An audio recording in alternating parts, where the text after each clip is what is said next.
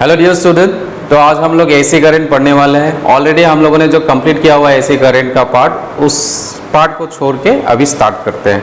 तो नेक्स्ट हम लोगों को क्या पढ़ना है? LCR circuit, series LCR circuit. तो सीरीज एलसीआर सर्किट का मैंने डायग्राम बना के रखा है यहाँ पे। सीरीज एलसीआर सर्किट में एक रेजिस्टेंस, इंडक्टर और एक कैपेसिटर होगा, जिसको हम लोगों ने सीरीज में कनेक्ट किया गया है। Now what we have seen earlier is that there is no phase difference between current and voltage in case of resistance. Resistance के अक्रॉस में वोल्टेज और करंट के बीच में कोई एंगल का डिफरेंस नहीं होता है, फेज का डिफरेंस नहीं होता है, इसलिए जो वेक्टर ड्रॉ किया दोनों एक ही डायरेक्शन में है। Similarly in case of inductor में क्या होता है? जो वोल्टेज होता है और जो करंट है, इनके बीच में जो एंगल का फेज का डिफरेंस होता है that is 90 degree. And in inductor voltage leads the current या करंट बिहाइंड चलता है वोल्टेज का, कितना? 90 डिग्री। सो करंट जो है वो 90 डिग्री पीछे चल रहा है compare to that of voltage. Similarly in case of capacitor हम लोगों ने देखा था क्या होता है? करंट आगे चलता है by an angle of 90 degree. So यहाँ पे करंट आगे चल रहा है, वोल्टेज पीछे चल रहा है। तो इसी इन तीनों चीज का अगर हम लोग एक फेजर डायग्राम बनाते हैं, जो इंडिविजुअली हम लोगों ने देखा था इंडक्टर का फेजर डायग्राम, कैपेसिटर का phasor diagram as well as for resistance के लिए फेजर डायग्राम, तो इन तीनों को कंबाइन करके जो हम लोग अभी देखेंगे दैट फेजर डायग्राम जो हम लोग को इंपीडेंस ट्रायंगल लेटर ऑन हम लोग को मिलेगा। Now what we have said, हम लोगों ने रेजिस्टेंस के लिए ये वाला ड्रॉ किया, करंट और रेजिस्टेंस के बीच में कोई एंगल का डिफरेंस नहीं होता है, करंट एंड वोल्टेज के बीच में कोई एंगल डिफरेंस नहीं होता है। तो यहाँ पे वोल्टेज लिखा है because of resistance. Now you can see here इस वोल्टेज, ये वोल्टेज और इन तीनों वोल्टेजेस में एंगल का डिफरेंस कितना है? 90 degree. So compare to that of resistance across the voltage, इसको हम लोगों ने रेजिस्टेंस के अक्रॉस में वोल्टेज लिया इस डायरेक्शन में। ओके तो ये क्या है? वोल्टेज अक्रॉस इंडक्टर, इंडक्टर में क्या है? 90 डिग्री आगे। इसके कंपेयर में यू कैन सी ऊपर है वेक्टर, तो ऊपर ड्रॉ किया VL। सिमिलरली कैपेसिटर में क्या है? वोल्टेज नीचे है, तो वोल्टेज नीचे ड्रॉ किया। Suppose VL is greater than VC, suppose VL is greater than VC, सो क्या करेंगे? VL से VC को माइनस कर देंगे तो क्या आ जाएगा? एक नेट वेक्टर ऊपर की तरफ मिलेगा, that is VL minus VC। This is represented by this. Now if you draw this line and continue this line, we will get the resultant, that is V0. So V0 is given by this formula, V0 is equal to, because these two vectors VL minus VC and V0, इसका जो resultant होता है क्या होता है? जो angle होता है वेक्टर के बीच में अगर 90 डिग्री है, then the magnitude of the resultant is given by under root of a square plus b square plus 2ab cos theta। Here cos theta is 90 degree because the angle between the two vectors are 90 degree. तो cos 90 कितना हो जाता है? 0 हो जाता है। सो इसलिए ये वाला पार्ट में कुछ नहीं आएगा और क्या मिलेगा हम लोगों को? That net voltage is given by under root of v square plus vl minus vc। Okay, here this angle phi is known as your phase angle, इसको हम लोग बोलते हैं फेज एंगल। अगर एग्जाम में पूछता है फेज एंगल फाइंड आउट करना है तो क्या करना है? tan phi निकालना है हमेशा। Always find tan phi, then you will get what? Phase angle. Question में अगर पूछता है if you are asked to find the phase angle, then you have to find tan phi। Remember tan phi को ही हम लोग बोलते हैं phase angle. Now again इसको अगर हम लोग रेजिस्टेंस के टर्म्स में लिखते हैं, resistance, okay, so what you can say V is equal to क्या होता है? IR। रेजिस्टेंस के अक्रॉस में हम लोग क्या लिखते हैं? V peak voltage, peak current, resistance. V across inductor तो क्या हो जाएगा? I नॉट, ये XL लिखेंगे। इंडक्टर के अगेंस्ट में जो रेजिस्टेंस डेवलप होता है उसको हम लोग क्या बोलते हैं? इंडक्टिव रिएक्टेंस, जिसको XL से रिप्रेजेंट करते हैं। Similarly VC will be equal to V naught into XC, where X is capacitive reactance. Now you can see this I naught तीनों में कॉमन है, तो इसको अगर रिमूव करके लिखेंगे तो V0 जो रेजिस्टेंस के अक्रॉस में है उसके जगह क्या लिख सकते हैं? R। VL के जगह क्या लिख सकते हैं? XL। VC के जगह क्या लिख सकते हैं? XC। वही यहाँ पे नीचे हम लोगों ने ड्रॉ किया है। VR के जगह क्या लिखा है? R, this is R। VL के जगह क्या लिखा है? VL के जगह में हम लोगों ने क्या लिखा है? XL, this is inductive reactance, and this is VC. Now if you find the resultant of this VL VC, again similar क्या है? VL is greater than VC है। So जो रेट रिजल्टेंट यहाँ पे आ जाएगा वो क्या आ जाएगा? VL और VC में कौन बड़ा है? VL बड़ा है। तो VL से VC को सब्सट्रैक्ट करेंगे, so you will get VL minus VC, and the resultant of VL minus VC with R is given by this Z। Z को हम लोग बोलते हैं impedance। This Z is known as your impedance। impedance, and this impedance is given by this formula z square plus xl minus xc whole square. ये याद रखना है. This formula is very important. Okay, this formula is very important. Now इस circuit के across में current कितना flow करेगा? Generally whenever we are considering AC current, we are considering only VRMS, IRMS. IRMS के बारे में हम लोग बोलते हैं. तो in general what we can say I is given by V divided by net resistance. Net resistance इसमें क्या हो जाएगा? इम्पीडेंस, क्योंकि रेजिस्टेंस के चलते भी रेजिस्टेंस है, साथ में इंडक्टर और कैपेसिटर के चलते भी रेजिस्टेंस है. इंडक्टर के चलते जो रेजिस्टेंस होता है उसको बोलते हैं हम लोग इंडक्टिव रिएक्टेंस. कैपेसिटर के चलते जो रेजिस्टेंस आता है उसको हम लोग बोलते हैं कैपेसिटिव रिएक्टेंस. तो सबका रेजिस्टेंस मिलकर हम लोग Z बोलते हैं. तो क्या लिख सकते हैं? V by Z.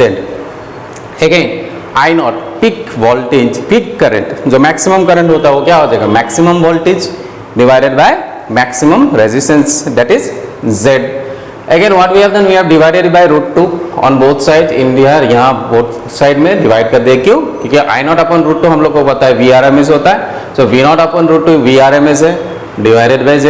So what we can say, VRMS is given by IRMS is given by VRMS divided by under root of R square plus XL minus XC whole square. इस formulas के through हम लोग को मिलता है. Now ये जो current होगा IRMS, ये मैक्सिमम कब होगा? मैक्सिमम तब होगा, ये पहले मैक्सिमम तभी होगा जब ये वैल्यू क्या हो जाएगा? सबसे कम, मिनिमम. मिनिमम कब होगा? When Z become minimum. Now suppose कोई भी चीज में, कोई भी इलेक्ट्रिकल इंस्ट्रूमेंट में हम लोग को पता है कोई भी चीज का रेजिस्टेंस जीरो नहीं हो सकता, क्योंकि वायर में क्या है? लेंथ है. लेंथ है मतलब क्या है? इसमें resistance is directly proportional to length. So we can never say that R can be zero. कोई भी वायर लेंगे तो उसमें रेजिस्टेंस तो होगा ही, तो R can never be zero. So what we can say, we can make this as zero. Minimum करना है तो इसको क्या कर सकते हैं? जीरो. तो ये जीरो आने के लिए कंडीशंस क्या है? What are the conditions to make this as zero? Now let us see, whenever we say that XL is equal to XC, then we can say that the resistance will be minimum. Now the value of XL and XC, if it is equal, then this Z will become under root of R square. So this can be written as R. If you put the value of XL equal to XC, this being 0, under root of R square will be what? R. So इसी के लिए हम लोग IRMS को क्या लिख सकते हैं? VRMS divided by R. इसीलिए लिख सकते हैं इसको ऐसे. Again this condition when XL is equal to XC is called resonance condition. मतलब एक पर्टिकुलर फ्रीक्वेंसी में ही क्या हो जाएगा? This XL equal to XC will be your given by this. So in this condition, in place of XL what we are going to write? We are going to write it as L omega, and in place of XC what we are going to write it as 1 by C omega. Now if you multiply this, omega square will be equal to 1 divided by LC. So in the same way, omega, if you find it out, it will be 1 divided by under root of LC. Now this F is given by 1 divided by 2 pi under root of LC. तो ये formula हम लोग को मिलेगा frequency के लिए. सो this is frequency and this is angular frequency. तो resonance के लिए, फ्रीक्वेंसी के लिए ये दो फॉर्मूला है, याद रखना है. Okay, now finally let us see what is power in AC. हम लोग को तो डीसी में पता है पावर क्या होता है. Power is given by voltage into current. But in case of AC, this voltage keeps on changing. So what at a particular instant of time t, the voltage is given by V naught sin omega t, and the current is given by I naught sin omega t plus phi, where phi is nothing but the phase difference. Phase difference. phi जो क्या है? Phase difference है. किसके बीच में? Voltage और current के बीच में जो फेज डिफरेंस है. Now if you simplify this equation, we'll get the ultimate result what I have written here. See, power at a particular time t, this is given by VRMS IRMS cos phi. VRMS IRMS cos phi, and this cos phi is known as power factor. This is known as power factor. Remember, whenever you are asked to find power factor, you need to find this cos phi. Whenever you are asked to find your phase, find the phase, then you have to find tan phi. Tan phi means your phase and cos phi means power factor. Now हम लोग को पता है कि resistance के across में phase difference कितना होता है. You can see here resistance और करंट के, जब रेजिस्टेंस होता है वोल्टेज और करंट के बीच में कोई एंगल का डिफरेंस नहीं होता. अगर एंगल का डिफरेंस नहीं हो जाएगा, फाई कितना आ जाएगा उस केस में? फाई क्या आ जाएगा? फेस का डिफरेंस है नहीं, जीरो। अगर फेस का डिफरेंस जीरो है, कॉस फाई कितना आ जाएगा? कॉस जीरो लिखेंगे, यहाँ पे क्या लिखेंगे? कॉस जीरो, वो कितना होता है? 1। मतलब कॉस फाई का वैल्यू कितना होता है? 1। कब? जब सिर्फ रेजिस्टेंस लगा रहता है। ओके, सो जब रेजिस्टेंस लगा रहेगा, पावर एवरेज कितना हो जाएगा? Power average is equal to I R M S V R M S, इतना मिलेगा। Average power is given by V R M S I R M S cos phi कितना है? 1। सिर्फ अगर इंडक्टर रहेगा तो कॉस फाई कितना हो जाएगा? एंगल 90 डिग्री है, cos 90 zero, so ultimately average power भी क्या हो जाएगा? जीरो। सिर्फ कैपेसिटर रहेगा, सर्किट में एंगल का डिफरेंस कितना है between current end voltage? Again it is 90 degree, so cos 90 is again 0, power will be 0. Okay, so summing up all these things, you can just take a note of this, take a screenshot, और ये transformer के बारे में अभी मैं बोलता हूँ, एक स्क्रीनशॉट ले लेना। ओके, नाउ सी ट्रांसफॉर्मर क्या है?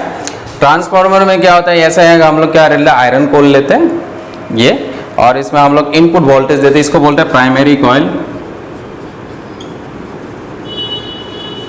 and this is secondary coil. Secondary coil, this is primary coil and this is secondary coil. Primary में इनपुट देते हैं, सेकेंडरी से आउटपुट निकालते हैं। ओके, नाउ यहाँ का जो फ्लक्स है, टोटल फ्लक्स, यहाँ का टोटल फ्लक्स इक्वल होना चाहिए। Flux here should be equal to flux here. So ये फ्लक्स के चलते यहाँ पे जैसे हम लोग वोल्टेज देंगे, इसका मैग्नेटिक फ्लक्स यहाँ पे टच करेगा तो इसमें भी क्या हो जाएगा? इंड्यूस ईएमएफ प्रोड्यूस होगा। That is given by this induce EMF in primary, या इनपुट में जो वोल्टेज दिया है divided by induce EMF in secondary is given by number of turns of the primary coil divided by number of turns in the secondary coil. Formula याद रखना है। Primary coil divided by secondary coil का जो EMF है is given bye current in the secondary circuit divided by current in primary circuit. This is given by the simple formula, ये simple है। ये power is equal to V into I, V के जगह E P लिखेंगे, I P लिखेंगे। Primary में power input कितना होगा? E P I P. इसको किसके साथ इक्वेट करेंगे? पावर इन द सेकेंडरी, जब 100% एफिशिएंसी होगा तो क्या लिखेंगे? I S E S. कब? जब 100% एफिशिएंसी होता है। ओके, तो उस केस के लिए हम लोग को ये दो फॉर्मूला मिलेगा, this and this formula you will get. Okay, next, अगर इसका एफिशिएंसी हम लोग निकालते हैं, efficiency for a transformer it is given bye output power by input power, output power by input power. So output power में क्या आ जाएगा? आउटपुट में क्या है? सेकेंडरी कॉइल के लिए ईएमएफ ईएस लिखा है, वो वही फॉर्मूला है, वोल्टेज इनटू करंट। वोल्टेज किस में लेंगे? आउटपुट में किसका है? यहाँ पे आउटपुट मिलता है, सेकेंडरी है तो क्या लिखा है? ES IP divided by EP. Primary में इनपुट डाला है ना, प्राइमरी में इनपुट डाला है तो ईपी इस आईएस होना चाहिए। This is EP IP into क्या कर देंगे? 100%। सो this is the efficiency of the transformer. Okay बच्चों, तो यही था mainly these are the parts of an AC current. We have completed the theory. LCR circuit जो already we have done in your semiconductor devices, उसमें भी resonance frequency क्या था? एक इंडक्टर कॉइल होता है यहाँ, LCR सर्किट या LC ऑसिलेटर। LC ऑसिलेटर में क्या होता है? एक इंडक्टर कॉइल होता है, एक कैपेसिटर होता है, और इसमें पॉजिटिव चार्जेस से चार्ज रहता है, ये नेगेटिव, फिर यहाँ से यहाँ जाता है, फिर यहाँ से यहाँ आता है। फिर इसके लिए हम लोगों ने क्या देखा था? फ्रीक्वेंसी के लिए यही फॉर्मूला होता है, दिस सेम फॉर्मूला, ये दोनों फॉर्मूला इसके लिए सेम आता है। ठीक है, we have already done in semiconductor devices, वहाँ पे भी एलसी ऑसिलेटर था, इसलिए इसको सेम चीज़ है, ये दोनों फॉर्मूला आता है इसके लिए। रिजोनेंस फ्रीक्वेंसी कितना है? Okay, now one part is your losses of transformer. Transformer में क्या क्या लॉस हो सकता है? There is few points of loss in transformer.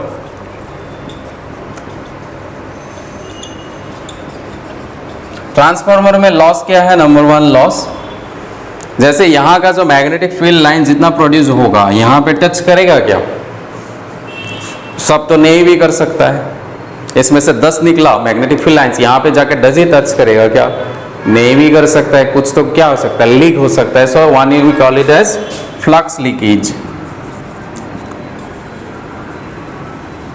Flux जब लीक कर जाएगा मतलब इसको टच नहीं करेगा, इससे जितना मैग्नेटिक फील्ड लाइंस निकल रहा है उसको उतना ही टच करना चाहिए. अगर नहीं करेगा तो इसको क्या बोलेंगे, लॉस हो रहा है. That loss is known as flux leakage. तो रेमेडी क्या है इसका, वही यूज सॉफ्ट आयरन कोर. ये जो आयरन का यूज करना है, सॉफ्ट आयरन का. रेमेडी क्या है, core is made of soft iron. Soft iron का बनाना चाहिए. हम लोगों ने पढ़ा था जब आयरन से बनता है तो क्या होता है, मैग्नेटिक फील्ड लाइंस अपनी तरफ खींच के लाता है. फेरोमैग्नेटिक सब्सटेंस क्या करता है, हवा में भी अगर मैग्नेटिक फील्ड लाइंस है उसको खींच के अपने बॉडी के थ्रू पार कर लेता है तो मैग्नेटिक फील्ड लाइंस लॉस नहीं होगा. सो दैट इज रेमेडी है. Next number 2 loss is your hysteresis loss. Hysteresis loss क्या था, ये जो मैग्नेट है बिकॉज ऑफ दिस करंट ये मैग्नेटाइज हो जाएगा. फिर क्या हो जाएगा, जो हम लोगों ने लूप पढ़ा था तो डीमैग्नेटाइज हो जाएगा, फिर रीमैग्नेटाइज हो जाएगा. So there will be a loss of hysteresis loss because of this input voltage. Third is eddy current lost. इसका भी रेमेडी क्या है, हिस्टेरिसिस सॉफ्ट आयरन कोर लगाते हैं. इसमें भी सॉफ्ट आयरन कोर क्यों लगाते हैं, हिस्टेरिसिस लूप जो होता है सबसे कम किस में होता है, सॉफ्ट आयरन में होता है. इसलिए हम लोग हिस्टेरिसिस लूप सॉफ्ट आयरन के लिए सबसे कम होता है, उसमें यूज करते हैं हम लोग आयरन को. रेमेडी है ये, दोनों के लिए रेमेडी सेम है. Third loss is your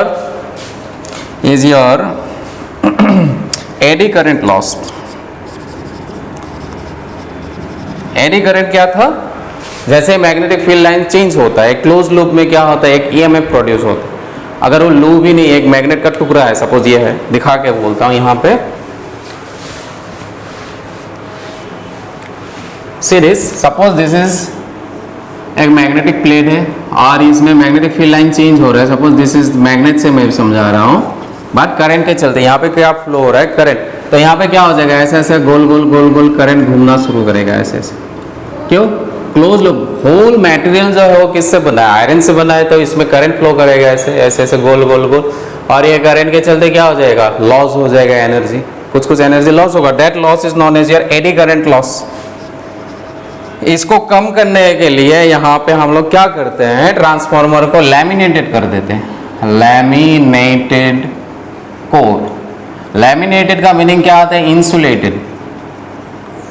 suppose मेरा कोर ऐसा था, ये प्लेट्स था, तो इसको हम लोगों ने क्या कर दिया, एक प्लेट को दूसरे प्लेट के साथ लैमिनेट कर दिया. मतलब पहले जो लूप बन रहा था, सपोज ये पूरा कॉइल के लिए ऐसा गोल बन रहा था, अभी तो गोल नहीं बन पाएगा कि यहाँ गया, ये इंसुलेशन आ गया. इंसुलेशन आने से क्या हो जाएगा, अभी जो गोल बड़ा वाला गोल था वो छोटा गोल में ऐसे ऐसे करंट घूमेगा. तो करंट क्या हो गया, डिक्रीज हो गया बिकॉज ऑफ लैमिनेशन. करंट का जो लूप है छोटा छोटा बन गया. So there will be less loss. So loss जो हो जाएगा वो कम हो जाएगा. So this is another loss, that is your eddy current loss. This are the losses of transformer. Okay, now you do one thing, open your book. जो हम लोग के पास बुक है वहाँ पे लेवल 1 का क्वेश्चंस हम लोग सॉल्व करते हैं from AC current 1 by 1. Just open level number 1 and go through the first question. तब तक मैं इसको इरेज कर लेता हूँ, आप लोग खोल लीजिए book and will solve the questions now.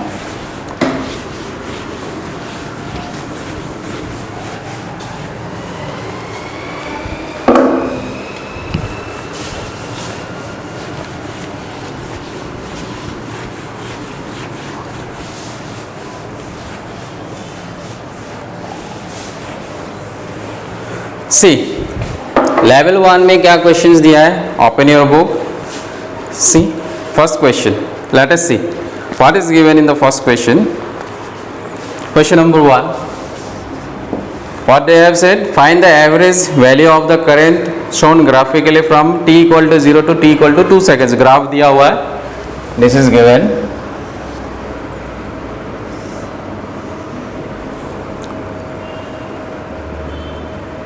This is 10 ampere and this is your, this value is 2, this is 1 second and this is 0. ये दिया हुआ है, t दिया हुआ है in seconds. तो इसके लिए हम लोग को क्या पूछा है, t0 to t equal to 2, t0 से t इक्वल टू 2 सेकेंड्स में क्या फाइंड आउट करना है, करंट फाइंड आउट करना है। इस तरफ करंट है, इस तरफ टाइम ना। ये एरिया क्या देगा, इसमें एवरेज करंट निकालना है। सो एरिया जो देगा हम लोग को क्या देगा, this is I into T, current मिलेगा आई। आई जो क्या देगा, आई कैसे निकालेंगे, area of the triangle. Area क्या होता है, हाफ इंटू बेस, बेस कितना है यहाँ से 2 माइनस 0, दिस इज 2। हाइट कितना है यहाँ से यहाँ 10 है, तो 2 2 क्या कैंसिल, कितना मिला 10 एम्पियर। निकालने के लिए क्या बोला है, एवरेज करंट कहाँ से, टाइम इंटरवल 0 से 2। सो आई एवरेज क्या कितना आ जाएगा 10, this is 2 minus 0, so this becomes 10/2, so 2 to 5 times, so current will be 5 ampere. तो पहला क्वेश्चन का ये आंसर आ जाएगा। Now let us come to the next question. See question number 2 क्या दिया हुआ है, the effective value of current I equal to 2 sine 100 pi t plus cos 100 pi t plus 30 degree is effective. Now remember, कभी भी बोलेगा effective current,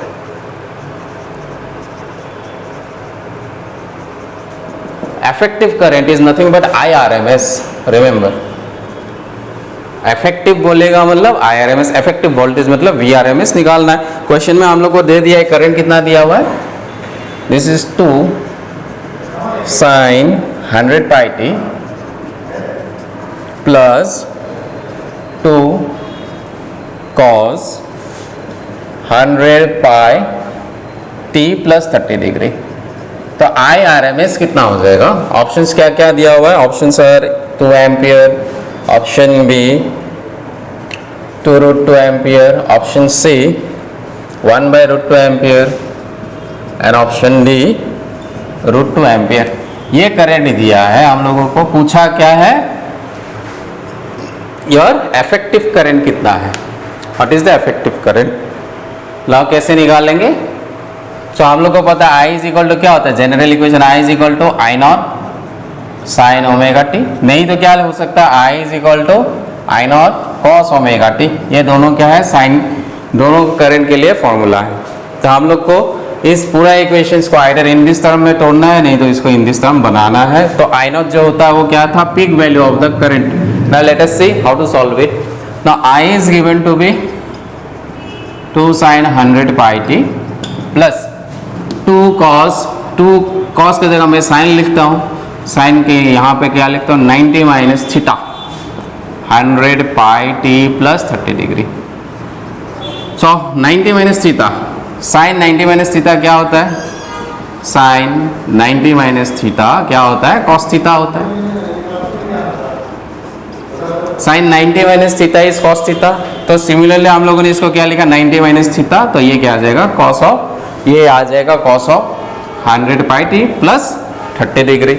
ला यहाँ से हम लोग इसको कंटिन्यू करते हैं, 2 sine 100 pi t plus 2 sine, इसमें से कितना आ जाएगा 90 माइनस, ये आ जाएगा 60 माइनस 100 पाई टी। ना ये कौन सा फॉर्मूला लिख सकते हैं हम लोग, दिस इज लेट अस से, इसको हम लोग C मान लेते हैं और इसको हम लोग मान लेते हैं D।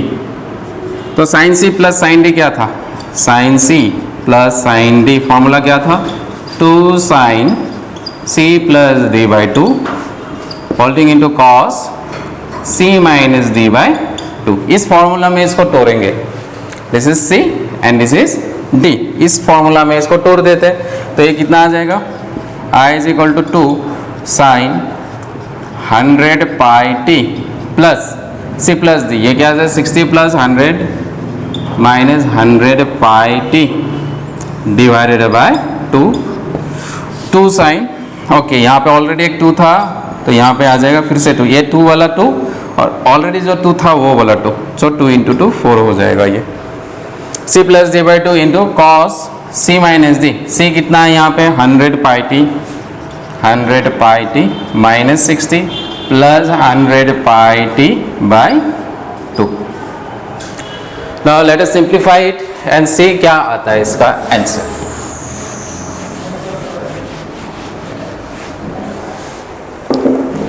Now you can see this I equal to 20 to 4 sin, this is 100 minus 100 गया cancel, 60 by 2 30, so sin 30 degree into cos cos is 100 plus 100 200, 200 divided by 200, फिर से ये आ जाएगा 100 पाई टी माइनस 30 था, 60 डिवाइडेड बाई 2 क्या आ जाएगा, फिर से 30 आ जाएगा।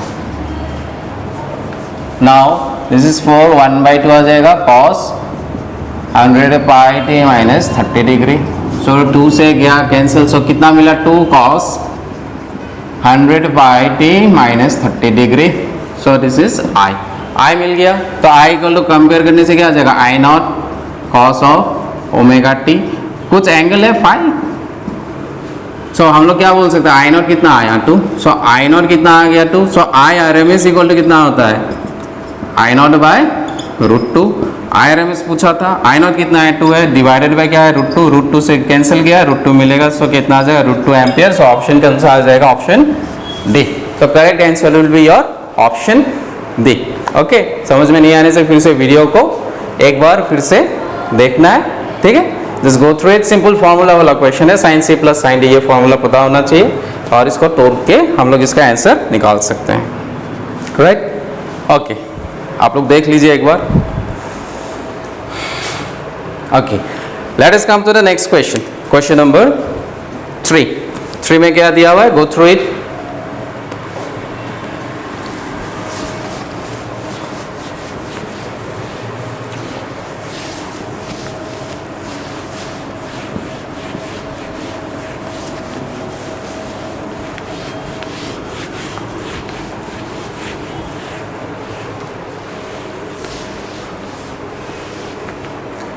See question number 3, level 1, question number 3.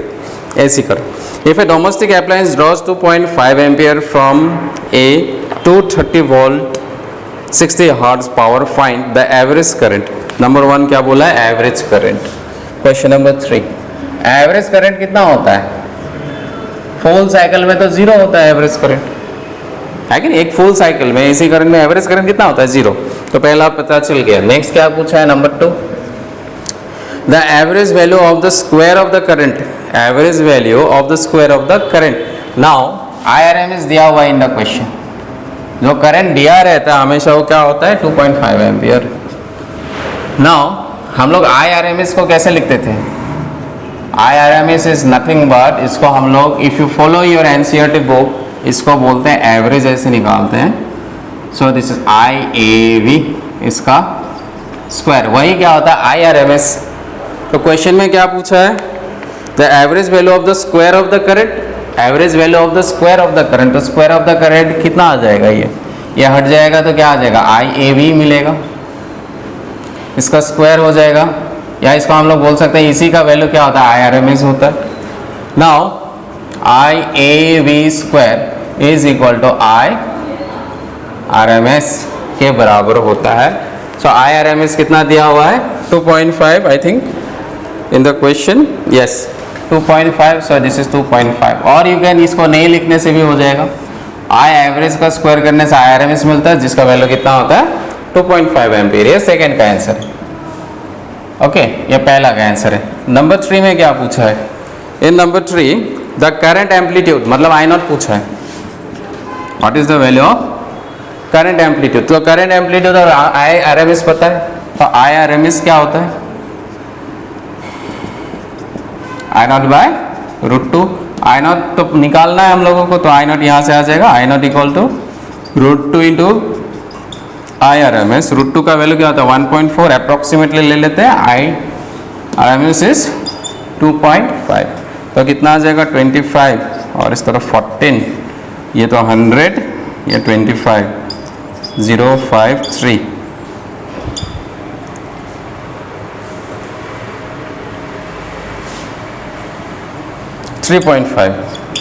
दो के बाद पॉइंट है, so I naught will be this. Okay, options देखते हैं कहाँ पे मैच कर रहा है क्या। Option B you can see 0, 2.5, 3.5। अच्छा, लास्ट भी देखना पड़ेगा, अच्छा नहीं देखने से भी होता। Option B will get answer. तीनों देख लिया, तीनों में एक ही मैच कर रहा है, ऑप्शन बी मैच कर रहा है फ्रॉम, सो ये option B will be the correct answer. पहले के लिए कितना आया 0, सेकंड के लिए कितना आया 2.5, थर्ड के लिए कितना आया हम लोगों का 3.5 एम्पियर। ये कहाँ पे मैच कर रहा है, ऑप्शन नंबर बी में मैच कर रहा है। ओके, सो ये ऑप्शन बी है। नेक्स्ट हम लोग देखते हैं question number 4. Now come to question number 4. See an alternating voltage is given by E is equal to क्या दिया हुआ है E1 sine of omega t. ए दे क्या दिया हुआ है E2 sign of omega, E2 cos दिया हुआ है, साइन का फंक्शन नहीं दिया है, कॉस ऑफ ओमेगा टी. पूछा क्या है, then the root mean square value of the voltage is, root mean square value of voltage ERMS क्या होगा इसके लिए, what will be the ERMS, ये फंक्शन दिया हुआ है, राइट. इसको सॉल्व कैसे करेंगे. नाउ कॉस और साइन के बीच में एंगल का डिफरेंस कितना होता है, what is the difference between cos and sine, दोनों के बीच में एंगल का फेस डिफरेंस कितना होता है 90 डिग्री, क्योंकि कॉस 0 कितना होता है 1 एंड साइन 90 कितना होता है 1, मतलब 90 डिग्री का डिफरेंस है. Okay, now what we can say, suppose EMF ERMS, okay ERMS पहला के लिए वो कितना आ जाएगा ERMS E0 बाई रूट 2. यहाँ पे E0 कितना है, ये E1 1 बाई रूट 2 आ जाएगा, ये पहला के लिए, इस पार्ट के लिए. सेकंड के लिए क्या लिखेंगे ERMS, 2 के लिए क्या आ जाएगा E2 बाई रूट 2. तो ये कैसा बनेगा, will get a graph like this. ये E1 बाई रूट 2 है सपोज, ये वाला वैल्यू है. अच्छा E1 इस तरफ ले लेते हैं, कहीं पे भी ले सकते हैं, this is E2 by root 2, ये वैल्यू है सपोज, ये एक वैल्यू है. तो इन दोनों का जो रिजल्टेंट आएगा किस तरफ आएगा, दोनों का रिजल्टेंट ये देगा, वही क्या हो जाएगा इसका ERMS होगा.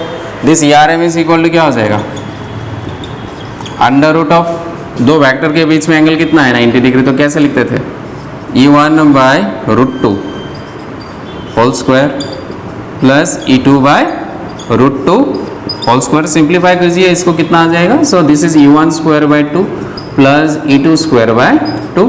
If you take the LCM then you will get, okay options देखते हैं. ओके ऑप्शन ये मिलेगा हम लोग को, under root of E1 square plus E2 square by 2 आ जाएगा LCM लेने के बाद. सो this is given in option number D. तो 4 के लिए कौन सा आ जाएगा, ऑप्शन D आ जाएगा. ठीक है. Now see question number 5. Go through question number 5.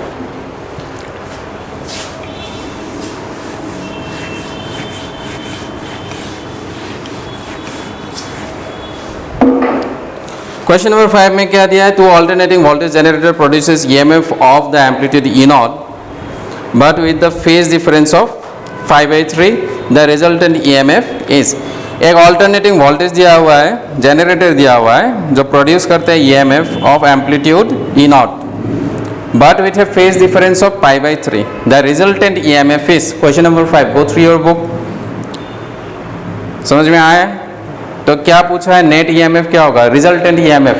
हम लोग को क्या पूछा है नंबर 5 में,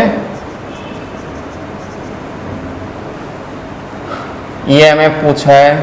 okay, this is EMF resultant. Resultant EMF क्या होगा, तो resultant EMF we can write it as E1 plus E2.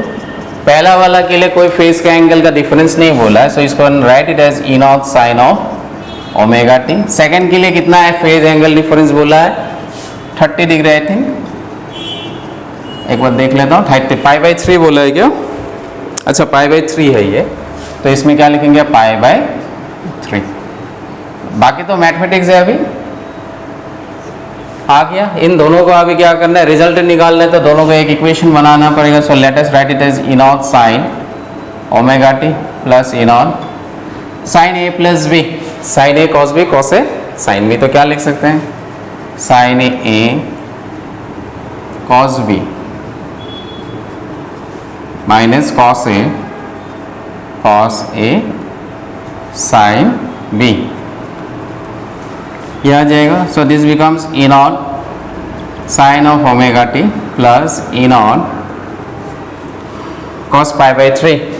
180 को जब 3 से डिवाइड कर देंगे π/3, सो ये कितना आता है 60 डिग्री. कॉस 60 कितना होता है 1/2. So we can write it as 1/2 sine of omega t plus नहीं, ये माइनस है, माइनस साइन 60 कितना होता है, साइन 60 इज √3/2. √3/2 कितना आ जाएगा, cos of omega t. Okay, now so let us bring at E naught sin of omega t plus this is E naught sin of omega t by 2 minus root 3 by 2 E naught cos of omega t. तो ये हम लोग के पास value है. Options के साथ match कर रहा है कि नहीं, लेट अस सी. ऑप्शन मैच नहीं कर रहा है यहाँ.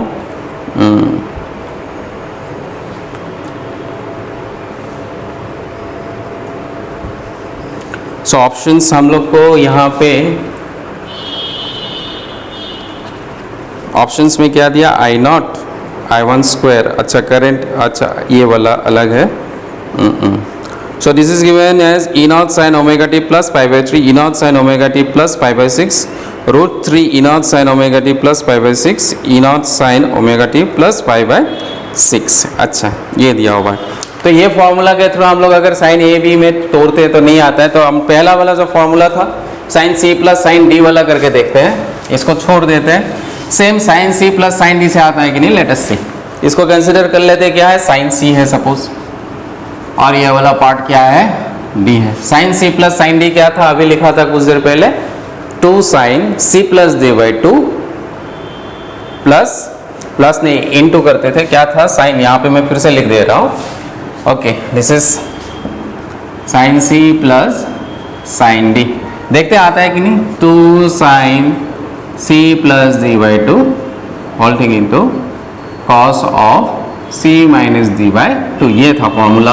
तो ये वाला पार्ट को हम लोग सी मान लेते, ये वाला पार्ट को डी मान लेते, फिर देखते क्या आता है. ठीक है, उस फॉर्मूला के थ्रू तो नहीं आ रहा था. तो sine C plus D, sine C कितना है, omega t plus pi by 3 by 2 divided by 2. C plus D कर लिया, और एक 2 था, 2 को यहाँ पे हम लोग को लिखना पड़ेगा. Suppose this is 2 into cos C minus D. C कितना है, ओमेगा टी माइनस ये वाला डी है, omega t minus pi by 3 minus ये माइनस गया. So this becomes 2 E naught sin. Now you can see omega t plus omega t 2 omega t divided by 2 है तो क्या आ जाएगा, omega t प्लस ये पाई बाई 3 है, नीचे 2 है तो क्या आ जाएगा, पाई बाई 6 आ जाएगा. और ये cos कितना आ जाएगा, cos of minus pi by 3. और हम लोग को पता है cos ऑफ माइनस थीटा क्या होता है, cos ऑफ माइनस थीटा क्या होता है, cos थीटा. तो ये cos माइनस पाई बाई 3 की जगह हम लोग क्या लिख सकते हैं, इसी में लिख देता हूँ cos ऑफ पाई बाई 3. सो ये कितना आ जाएगा, 2 E naught sine omega t plus pi by 6 cos pi by 3 180 by 3 cos 60. cos 60 कितना होता है, cos 60 is 1 by 2. cos 60 is 180 by 3 3 6 80. Okay, 1 by 2 2 गया कैंसिल. सो हम लोग को आंसर कौन सा दिया हुआ है, दिस इज कॉस. अच्छा इसमें ऑप्शंस तो नहीं दिख रहा है. अच्छा एक चीज मैंने छोड़ गया, यहाँ पे ये 2 था ना, ये 2 सी दिस 2 तो ये क्या हो जाएगा, पाई बाई 6 हो जाएगा. See remember C minus D by 2 है, तो सी माइनस डी 2 छूट गया था, ये कैंसिल गया, और पाई 3 इंटू 2 क्या हो जाएगा, 6.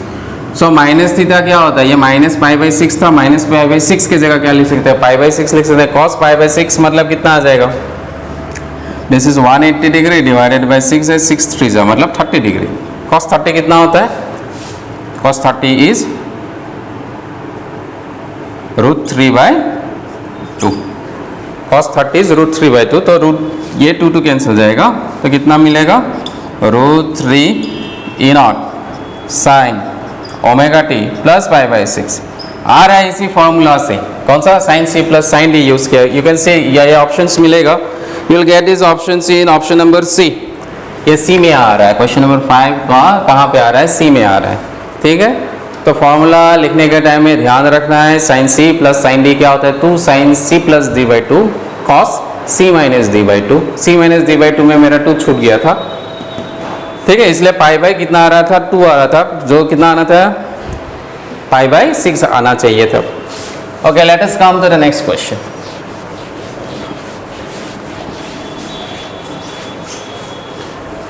You can note it down. Okay. See question number 6.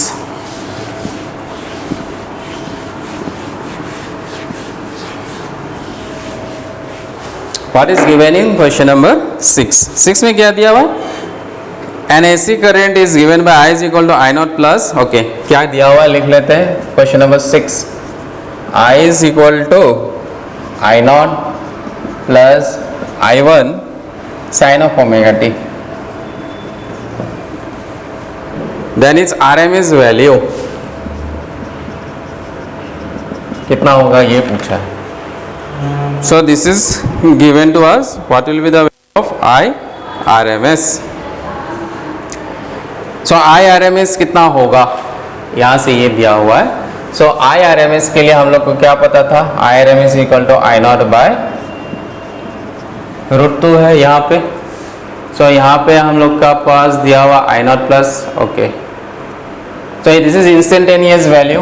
IRMS निकालने के लिए तरीका क्या था, IRMS रूट मीन स्क्वायर. तो ये ऑलरेडी सिखाया था. तो इंटीग्रेट क्या करना था, I स्क्वायर करना है फर्स्ट ऑफ ऑल, फिर dt करना है, और यहाँ पे इंटीग्रेशन करना है dt कहाँ से, 0 से t, ये 0 से t.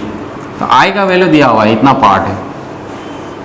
एवरेज IRMS के लिए फॉर्मूला था 0 से t, मतलब क्या आ जाएगा, ये t आ जाएगा. सो इसको क्या लिख सकते हैं, 1/t. किसको, ये वाला. Integration of dt, integration of dt is t, 0 से t आ जाएगा. तो इसको क्या लिख सकते हैं, integration of dt is t, limit put कर देते हैं 0 से t, तो कितना आ जाएगा t. ये डिनोमिनेटर में इसलिए 1/t लिख लिया इसका. इसके जगह क्या लिख दिया है, 1/t.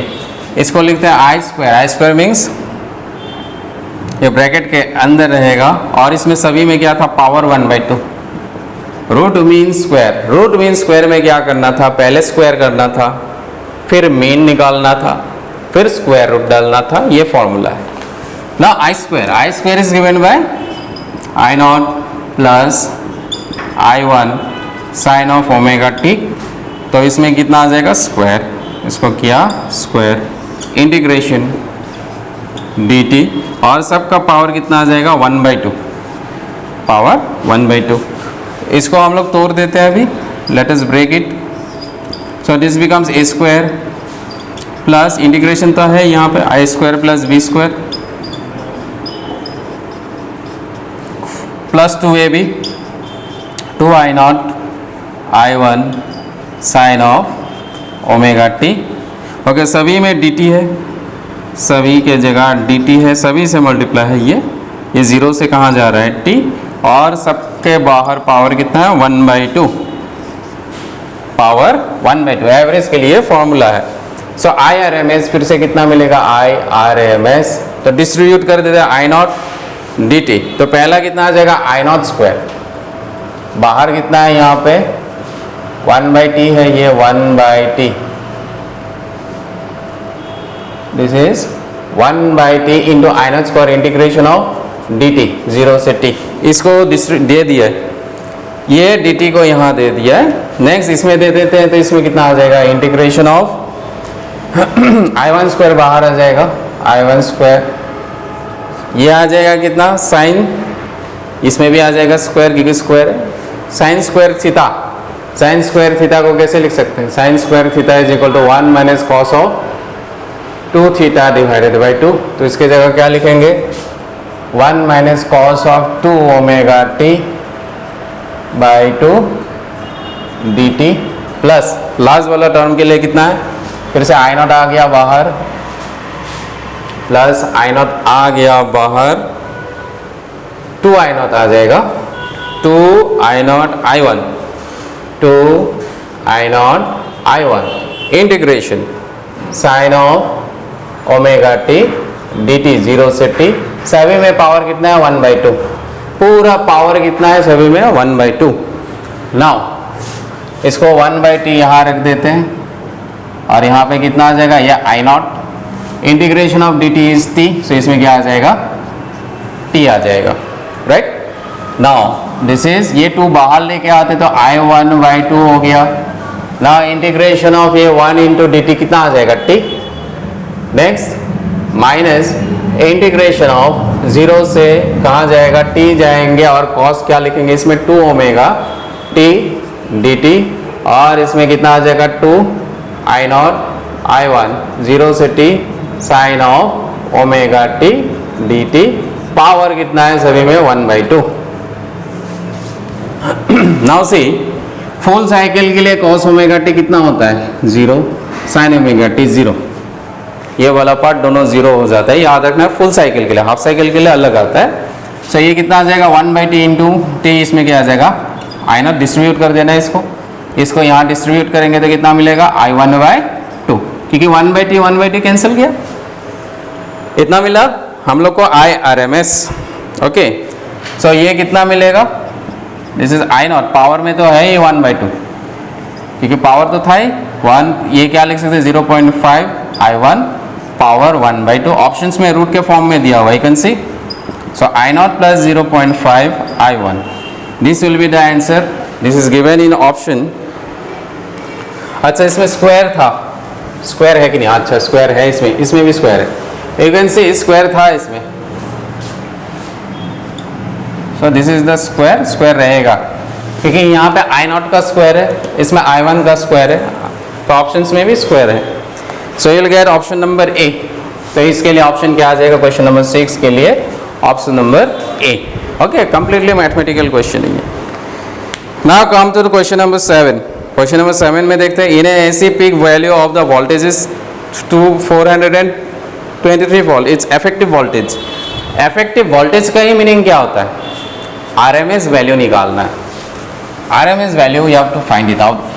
सी क्वेश्चन नंबर 7,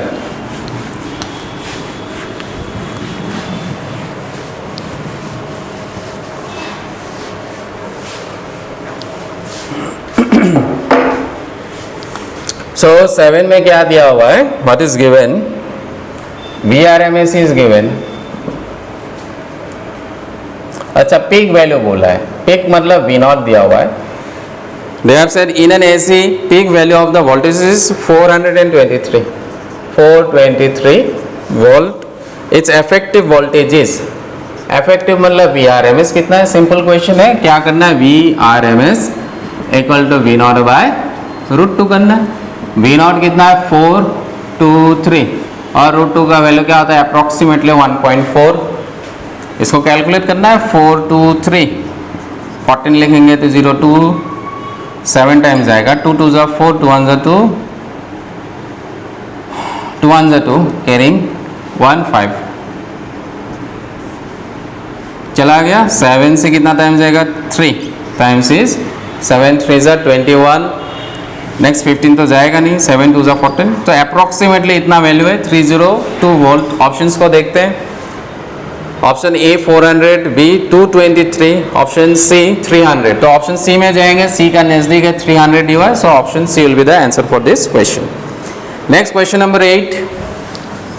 क्वेश्चन नंबर 8 में क्या बोला गया, the frequency of AC mains in India is, India में जो एसी का फ्रीक्वेंसी हो कितना होता है, that is 50 hertz. Okay, next question number 9, in general in alternating current circuit the average value of the current is 0। Option A ही सही है, 9 के लिए क्या आ जाएगा ऑप्शन है, एवरेज वैल्यू ऑफ करंट एक फुल साइकिल में कितना होता है 0 होता है।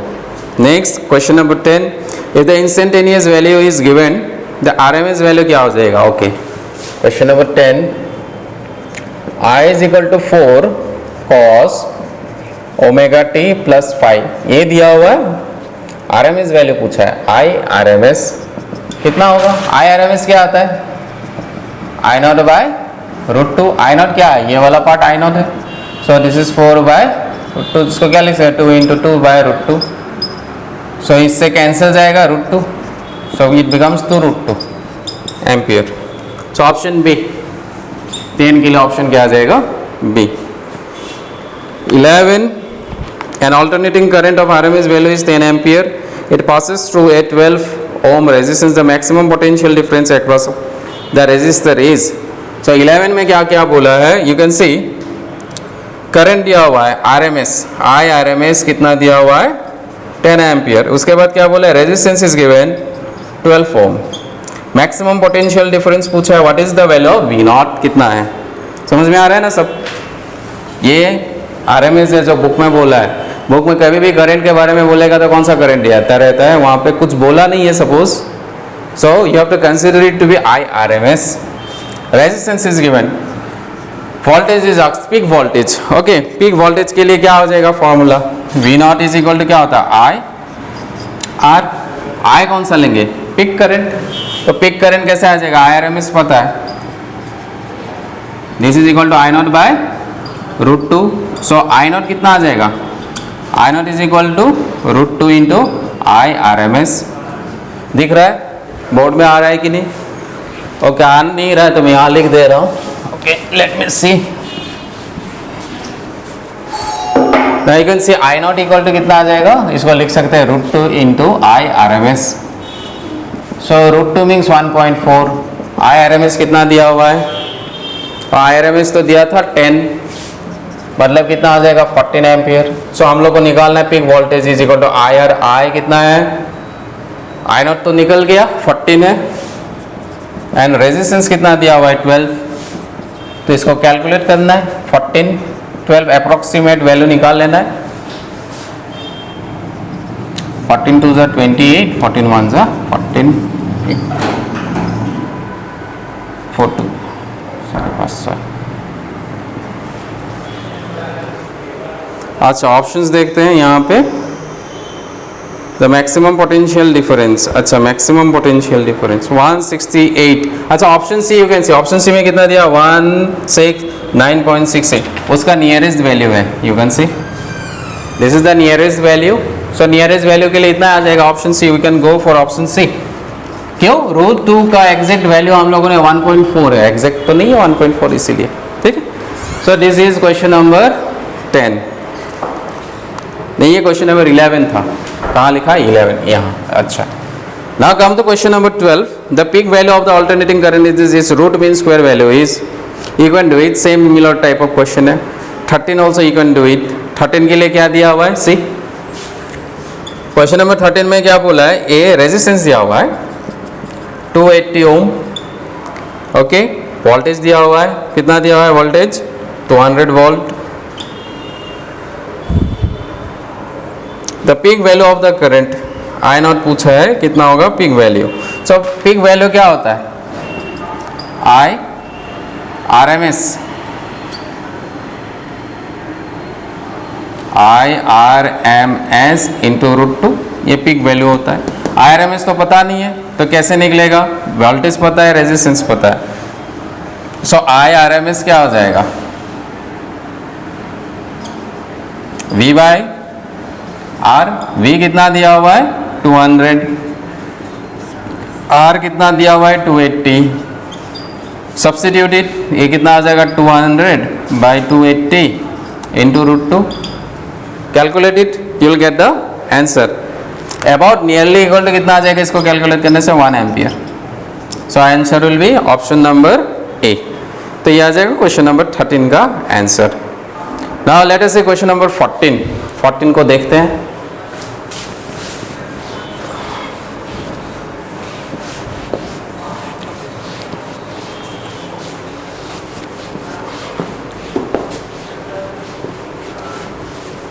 Question number 14, see what is given in question number 14। 14 में क्या दिया हुआ है, a resonance, the reactance of an LR circuit is 10 ohm, an EMF E naught applied across the circuit at omega equal to, omega दिया हुआ है angular velocity 20 radian per second, resistance is given. Okay, that is resistance कितना दिया हुआ है, are 10 ओम दिया हुआ है, और क्या निकालना है, E naught is the applied, ये अप्लाई करते हैं। Okay, if the current in the circuit is I naught by root two, current in the circuit is I naught by root two, I जो है आई आर एम एस, वो I naught by root two, वो तो होता ही है are M S, इतना दिया हुआ है। What is the value of L, L पूछा है, what is the value of L. Now see हम लोग को क्या पता है, ओके ये रेजिस्टेंस मतलब क्या होगा, ये ना हम लोग देखते हैं। इंडक्टेंस के लिए क्या था फॉर्मूला, एक्सएल इक्वल टू क्या था, एल ओमेगा। ये एक्सएल का यूनिट क्या होता है, रेजिस्टेंस, तो रेजिस्टेंस बोल दिया कितना है 10, तो इसको लिखेंगे 10। एल ओमेगा कितना दिया हुआ है 20, 0 से 0 क्या cancel, L is equal to क्या आ जाएगा 1/2, so this is 0.5 henry. Question आसान था, so L will be 0.5 henry. So option D, option D. ये आर नहीं है, इंडक्टर दिया हुआ है ना कॉइल में सिर्फ इंडक्टर ही है, तो किसके लिए, इंडक्टर के चलते रेजिस्टेंस आएगा। Next C question number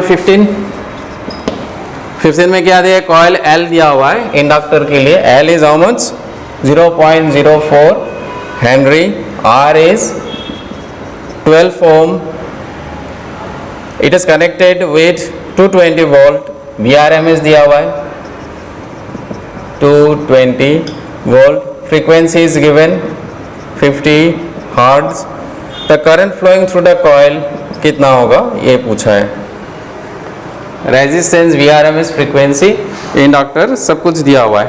now current equal to क्या होता है, वोल्टेज कौन सा VRMS डिवाइडेड बाय रेजिस्टेंस, यहाँ पे रेजिस्टेंस की जगह क्या लेंगे, इम्पीडेंस लेंगे यहाँ। सो इम्पीडेंस में कौन प्रेजेंट है यहाँ पे, रेजिस्टेंस है क्या, यहाँ पे रेजिस्टेंस है और क्या है L है, तो क्या लिखेंगे R² प्लस XL², और ये VRMS। XL इक्वल टू क्या होता है,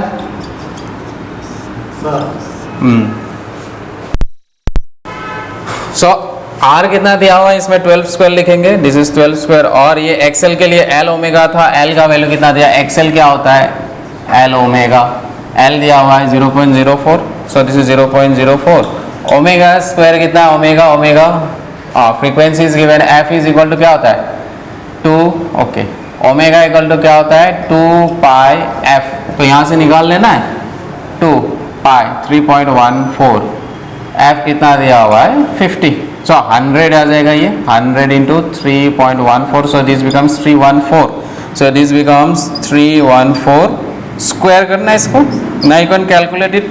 VRMS तो ऑलरेडी दिया हुआ है, VRMS कितना दिया हुआ है, दिस इज 220, अभी इसको कैलकुलेट करके आंसर निकाल लेना है।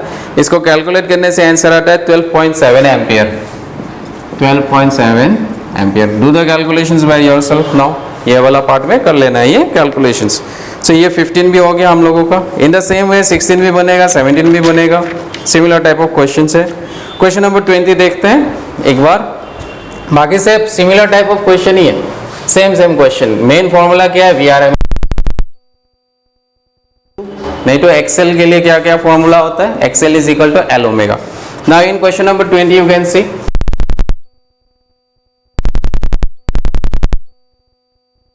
Difference between the I1 and I2 निकाल, and this is connected to AC voltage और उसके बाद एक रेजिस्टेंस, डॉक्टर X